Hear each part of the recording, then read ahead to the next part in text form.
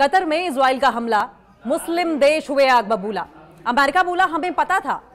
आइए आपको बताते हैं कि किस तरीके से इस हमले को अंजाम दिया गया और किस तरीके से अब मुस्लिम कंट्रीज इस पर खफा नजर आ रही हैं। कतर पर इजराइल का हमला, मिडिल ईस्ट में नई जंग की शुरुआत या फिर खामनेई, अयातुल्लाह खामनेई की बात होगी सच साबित। कतर के विरुद्ध इजरायली आक्रामकता बढ़ती जा रही है। ईरान के राष्ट्रपति ने भी एक मेजर संदेश दिया था, एक मैसेज दिया था, जो कि अब सच साबित होता हुआ दिखाई दे रहा है। दरअसल कतर पर इजरायली आक्रमण के बाद पाकिस्तानी प्रधानमंत्री और कतर के अमीर के बीच में टेलीफोन पर बातचीत हुई है। इजराइल ने अब कतर से भी दुश्मनी मोल ले ली है। न जाने इजराइल क्या चाह रहा है, न जाने कितने वॉर फ्रंट्स इजराइल खोलना चाह रहा है, एक तरफ ईरान के साथ, एक तरफ हिजबुल्लाह के साथ, लेबनान के साथ, फिलिस्तीन के साथ और हुतीज के साथ तो है ही, और अब कतर के साथ भी दुश्मनी मोल ले ली। नेतन्याहू के आदेश पर इजरायली सेना ने कतर की राजधानी दोहा में ताबड़तोड़ हमले किए, जिसमें हमास के नेताओं को निशाना बनाया गया। आइए जानते हैं कि आखिर हुआ क्या था। इजराइल ने एक बड़ा फैसला लेते हुए कतर की राजधानी दोहा में ताबड़तोड़ हमले किए। 15 फाइटर जेट से 10 बम गिराए। 15 फाइटर जेट्स और 10 बम, जिससे कि दोहा समेत पूरी दुनिया में सनसनी फैल गई है। इजरायली सेना ने कहा कि हमले हमास की सीनियर लीडरशिप को टारगेट कर रहे हैं। हमले हमास की सीनियर लीडरशिप को टारगेट कर रहे हैं, क्योंकि इजराइल ये कह रहा है कि कतर में हमास की लीडरशिप मौजूद थी, हमास के नेता मौजूद थे, इसलिए हमने कतर में हमला किया है। हम उन्हें जिंदा रहने नहीं दे सकते, ये इजराइल कह रहा है। प्रधानमंत्री बेंजामिन नेतन्याहू ने खुद कबूल किया है कि उन्होंने ही हमले की इजाजत दी थी और अमेरिका को भी इसके बारे में जानकारी थी। अमेरिका अब मना नहीं कर सकता, क्योंकि इजराइल के ही प्रधानमंत्री बेंजामिन नेतन्याहू ने उनका नाम लिया है और मीडिएशन की जो तमाम बातें थी वो भी अमेरिका अब प्लेट पर नहीं रख पाएगा, जिसको हमेशा से अमेरिका भुनाता आया है। व्हाइट हाउस ने भी अब इसकी पुष्टि की है। करता क्या ना करता, मानना ही पड़ा। पहले कहा कि इस हमले में हमास का मुख्य वार्ताकार खलील अल हया भी मारा गया है, लेकिन बाद में पता चला कि वो अभी जिंदा है। लेकिन इस हमले ने मिडिल ईस्ट में आग और भड़का दी है। बारूद के ढेर पर बैठा मिडिल ईस्ट नजर आ रहा है। जॉर्डन, कुवैत हो, यूएई हो, ओमान हो, इनके समेत तमाम मुस्लिम मुल्क आग बबूला दिखाई दे रहे हैं और इस वक्त, और इजराइल को सबक सिखाने की बात भी कह रहे हैं। चलिए 10 पॉइंट्स में ये जानते हैं कि आखिर हुआ क्या था, कैसे हुआ था, कब हुआ था, कहां और कब यह हमला हुआ। हमला दोहा के एक कॉम्प्लेक्स पर किया गया। इजराइल की सेना ने कहा कि यह एक सटीक हमला था। यह वही जगह है जहां हमास के जो वार्ताकार हैं उनकी टीम मौजूद थी। हमास के नेता मौजूद थे, हमास की वार्ताकारों की टीम मौजूद थी, और इसलिए इजराइल कह रहा है कि हमने कतर को थोड़ी ना टारगेट किया है, हमने तो हमास के लीडर्स को टारगेट किया है। इजराइल के प्रधानमंत्री ने कहा कि यह हमला हमास के उस एक्शन का रिएक्शन था जिन्होंने एक दिन पहले यरूशलेम में फायरिंग की थी, जिसमें 6 लोग मारे गए थे। कौन कौन टारगेट पर था इस हमले में? हमास की ओर से जो मुख्य वार्ताकार है खलील अल हया, जाबर जबरीन समेत कई नेताओं को निशाना बनाया गया।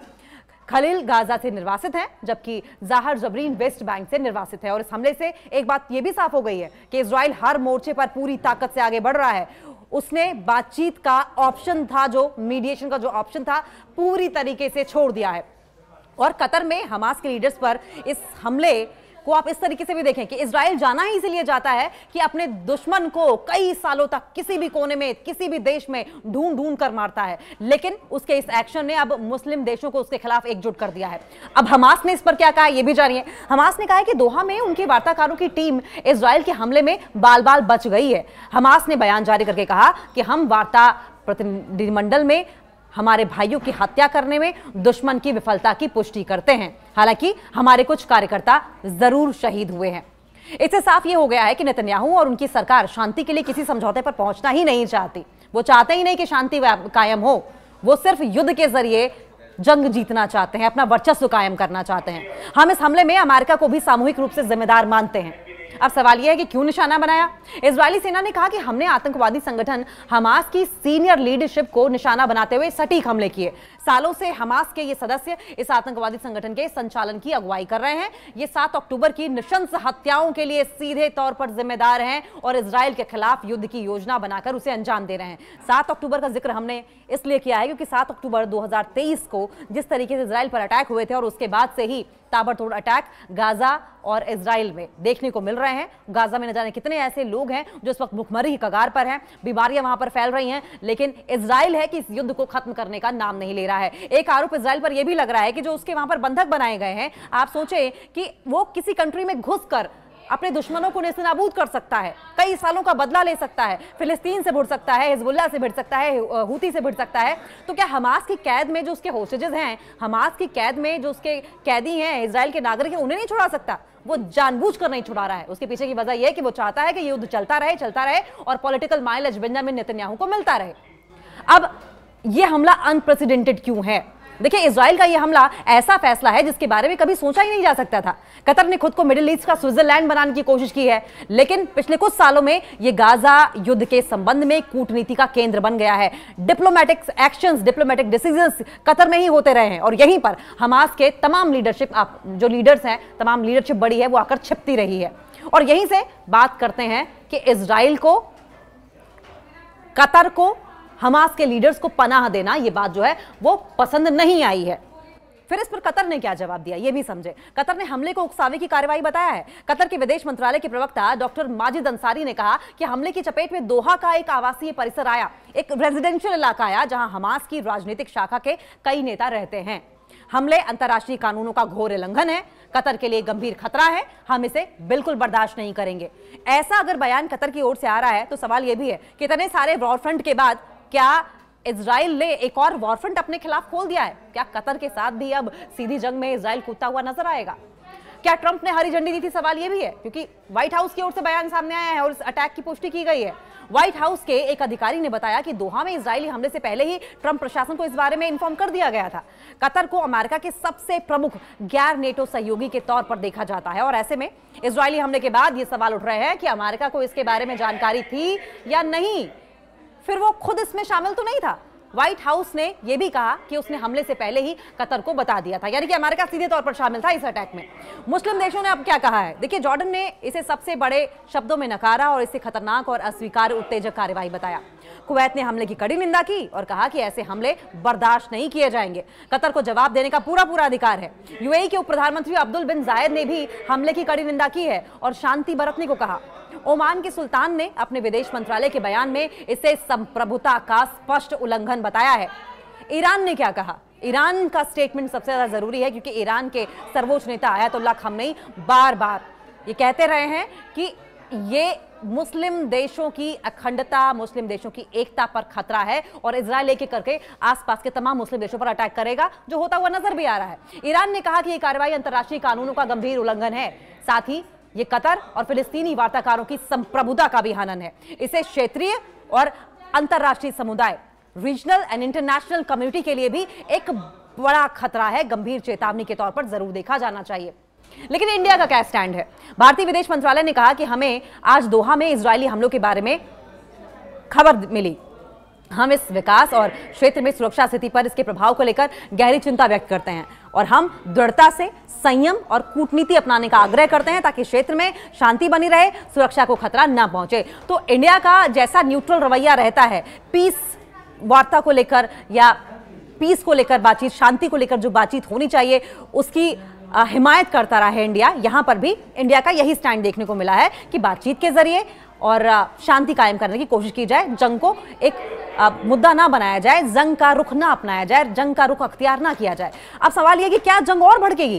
कतर में हमले से मिडिल ईस्ट में तनाव और ज्यादा बढ़ गया है। कतर वैसे तो अमेरिका का दोस्त है, इसलिए बहुत खराब स्थिति होने की उम्मीद कम जताई जा रही है, लेकिन जिस तरह से इजराइल आक्रमण कर रहा है उससे हालात दिन ब दिन बिगड़ते चले जा रहे हैं।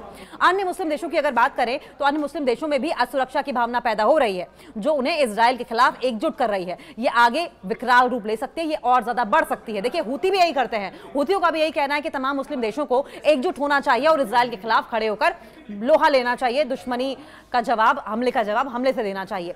खामनेई ने दरअसल हमेशा से मुस्लिम देशों की एकजुटता की बात कही है, लेकिन अब तक ऐसा होता नजर नहीं आया और इजराइल धीरे धीरे पूरे मिडिल ईस्ट में अराजकता फैला रहा है। अब कतर ने हमले के जवाब में हमला करने की बात कह दी है। इजरायली हमले के बाद अपनी पहली प्रेस कॉन्फ्रेंस में कतर के प्रधानमंत्री ने कहा कि उनके पास इजरायली हमले का जवाब देने का पूरा अधिकार है।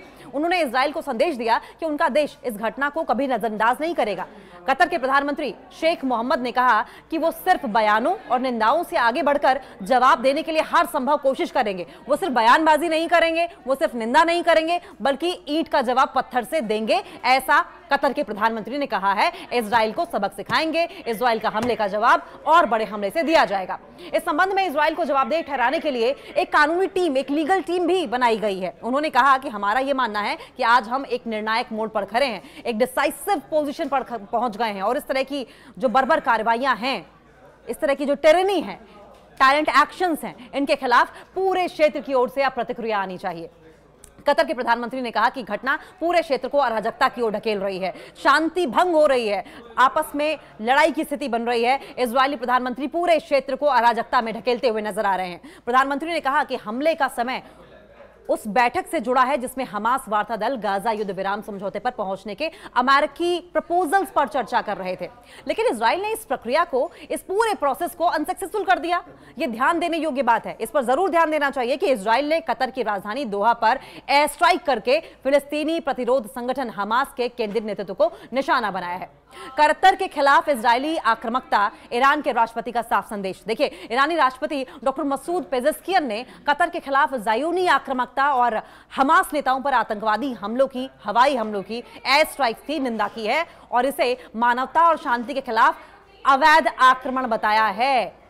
ईरानी राष्ट्रपति डॉक्टर मसूद पेजेश्कियन ने कतर की राजधानी दोहा पर इजरायली शासन के हवाई हमले की निंदा की है और कहा कि इस आतंकवादी हमले ने यह साबित कर दिया है कि न शासन अपराध और आतंकवाद की कोई सीमा नहीं जानता, कोई सीमा नहीं होती। उन्होंने कहा कि इजरायली सरकार डिप्लोमेसी को नष्ट करने की, डिप्लोमेटिक एक्शन को नष्ट करने की हर संभव कोशिश कर रही है।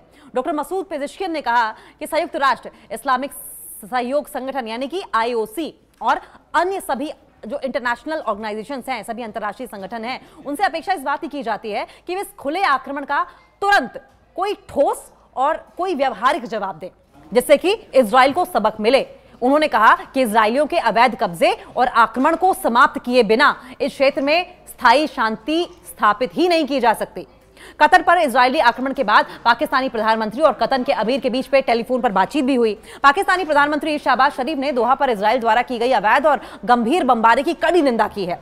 कतर के अमीर के साथ बातचीत में शहबाज शरीफ ने कहा कि इजरायली आक्रामकता क्षेत्रीय शांति और स्टेबिलिटी के लिए एक गंभीर खतरा है और पाकिस्तान कतर के साथ चट्टान की तरह खड़ा है। इस टेलीफोन पर बातचीत में कतर के अमीर ने प्रधानमंत्री शहबाज शरीफ के प्रति उनकी एकजुटता के लिए आभार व्यक्त किया है। दोनों नेताओं ने क्षेत्र में शांति और सुरक्षा के लिए संपर्क में बने रहने की भी सहमति जो है वो व्यक्त की है। अब सवाल यह है कि जब इस तरीके से कतर पर अटैक के बाद तमाम मुस्लिम देश एकजुट नजर आ रहे हैं और ये भावना और व्यापक रूप ले रही है कि इजराइल ने तमाम मुस्लिम कंट्रीज के खिलाफ जो वॉर फ्रंट खोल रखा है उससे कैसे निपटा जाए, और अगर तमाम मुस्लिम देश इस वक्त एकजुट हो रहे हैं तो इजराइल के लिए खतरे की घंटी है। इजराइल को समझ जाना चाहिए कि कहां अब उसे अपने घोड़ों पर लगाम कसनी है।